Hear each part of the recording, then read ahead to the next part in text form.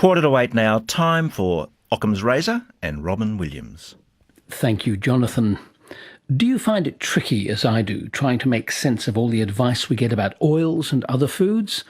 Olive oil is undoubtedly good for you, and fish oils are excellent on Mondays, Wednesdays and Fridays. Only a couple of weeks ago, Norman Swan on the Health Report said that these omega-3 oils seem fine.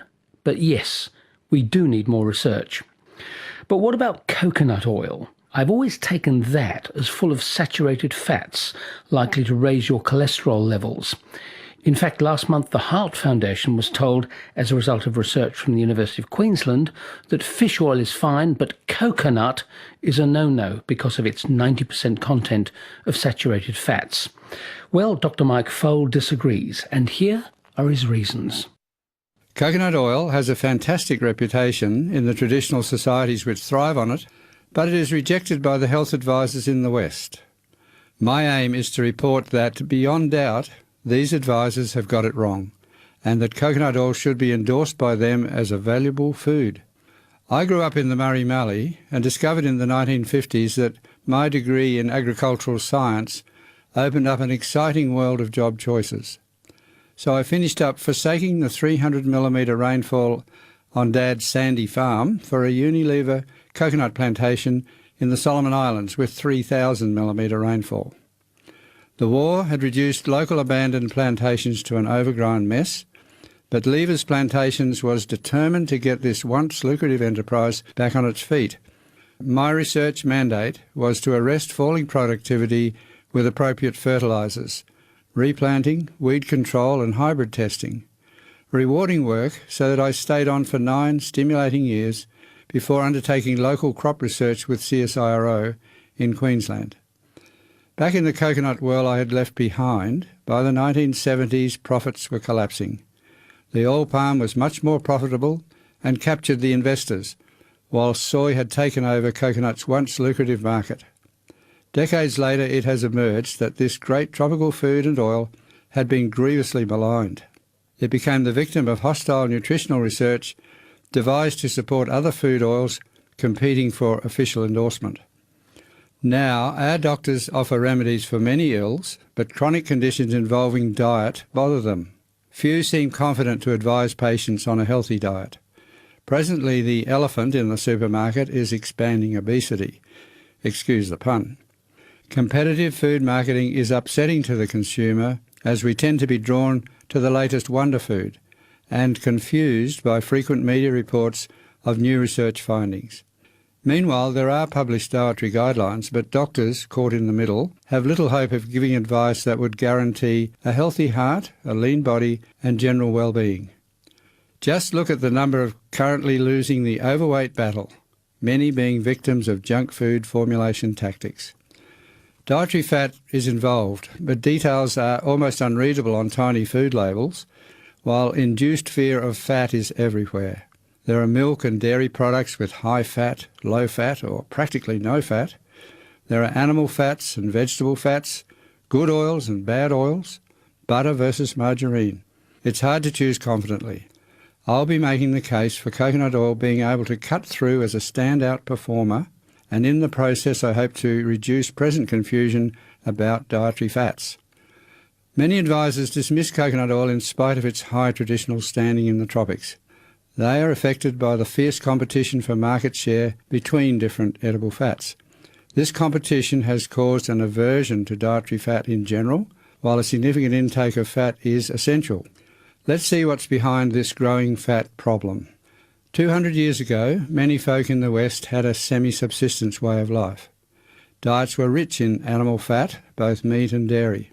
But the Industrial Revolution drew millions into large cities where candle and soap making competed for fat, so animal fats in the diet became scarce. The gap was filled with vegetable oils from oilseeds, particularly cottonseed, sunflower, soy and then coconut, at a high price. In the early 20th century, coconut oil, being solid and convenient to use in a cool environment, became very popular. Throughout the colonised tropics, huge investments were made in coconut plantations to meet the growing demand from Europe, the Americas and Australia. Coincidentally, the early 20th century saw very little heart disease or obesity, while epidemics of both these conditions are serious now. It is crucial to discover why. Diets lately have evolved from high fat to low fat, and from low carb to high carb. The newish low fat and high carb diet is promoted fiercely by marketers, following the simplistic notion that eating fat always makes one fat. And the emphasis on low fat particularly mentions saturated fat. So what exactly is the problem with saturated fat? I have explored this, as coconut oil is rich in saturated fat. During World War II, the supply of then very popular coconut oil was cut off. This triggered a rapid expansion of non-traditional soy oil, especially in the USA. Later, the soy industry set about protecting its newly gained market share against renewed coconut oil imports. Dietary trials were conducted. Laboratory rats fed coconut oil, a saturated fat, became sickly, with higher total cholesterol than rats fed soy oil, an unsaturated fat. This result created alarm, as high cholesterol in humans had been linked to heart disease. The trial with coconut oil appeared to confirm a suspected link between saturated fat and rising cholesterol, so the die was cast. Coconut oil was declared an artery-clogging tropical oil. More about this later. The US Food and Drug Administration concluded that saturation was the danger and recommended against coconut and, for good measure, all animal fats. That position remains unchanged both there and in Australia. However, the scientific basis for the FDA position has been persistently challenged by the lipid chemist Mary Enig of the University of Maryland, and in recent years by a plethora of published science.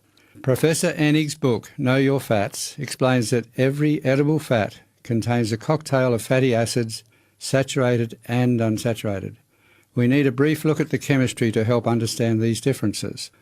A fatty acid molecule is like a chain of spherical beads. Each bead represents a carbon atom, and when each has two hydrogen wings linked to it, the chain is straight and called saturated. Carbon neighbours with one hydrogen missing have two vacant links that are bonded together, so those carbons are double bonded. A kink forms there in the carbon chain that is now called unsaturated. A molecule with one such kink is monounsaturated, while multiple kinks indicate polyunsaturated. Saturated molecules, when cool, form a solid fat. The unsaturated chains, on the other hand, form runny oils. When such oils are hydrogenated, a process which restores the missing hydrogen, this removes the double bonds, straightening the kinks. The resulting solid fat is margarine. This false fat was invented to compete with the naturally firm saturated fats, mainly butter and coconut oil. Unfortunately, hydrogenation can produce trans molecules with toxic side effects. Happily, Australian margarine is not hydrogenated. In the food market, unsaturated fats were embraced by processors, marketers and diet advisors. The logic was to lower heart risk by reducing consumption of natural saturated fats. But among fats, size does matter. The size really varies as the number of carbon atoms in the chain ranges from 4 to 24. Most animal and oilseed fats are large, with 16 and 18 carbon atoms. Coconut oil has mostly shorter fatty acids with 8, 10 and 12 carbon atoms. These form natural small fats which show many very distinct favourable health effects evidently related to their biochemistry.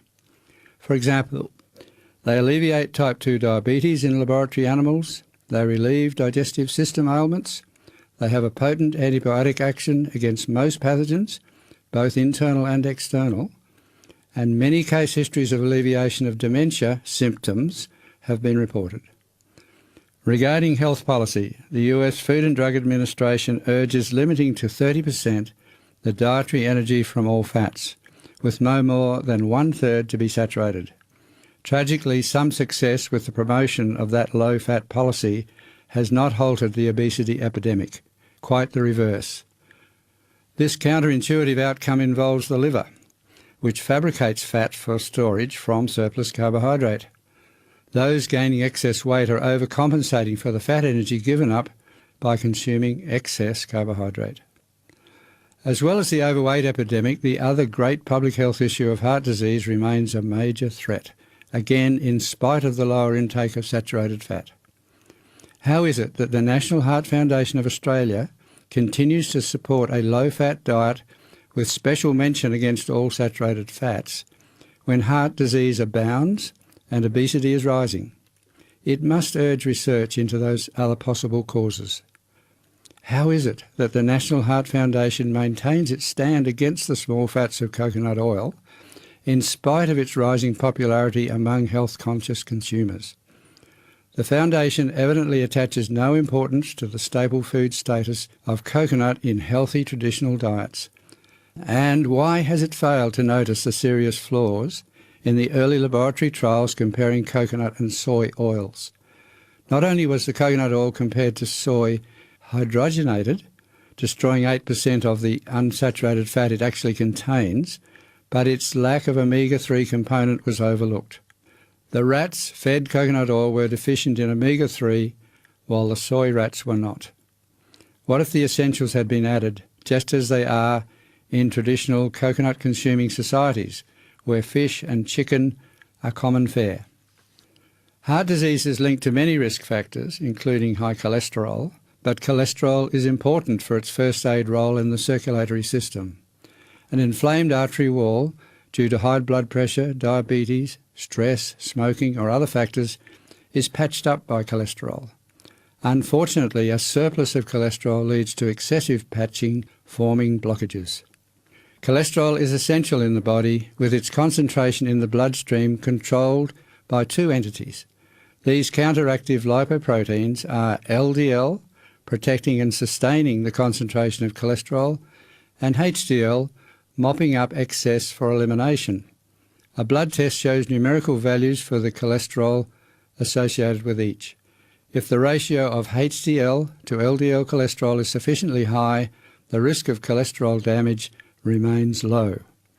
Now, here is the really good news about coconut oil, rich in small saturated fats. A 2010 review of dietary fat and heart risk by Harvard scientists appeared in the prestigious journal Lipids. It concluded that lauric, dominant in coconut fat, generates significantly more HDL than LDL. It seems HDL rules for coconut. At last we have an indication why the traditional coconut diet in tropical countries has never been directly linked to heart disease. Apart from producing healthy oil, the coconut crop itself provides great benefits to the environment and peoples of the coastal tropical world. It is an ideal companion crop for food gardens and cash crops like cocoa, corn, kava and pasture, and it is resilient to cyclones and sea surge, protecting coastal land. In concluding, I reiterate that the small fats of coconut are distinct among saturated fats and remarkably beneficial.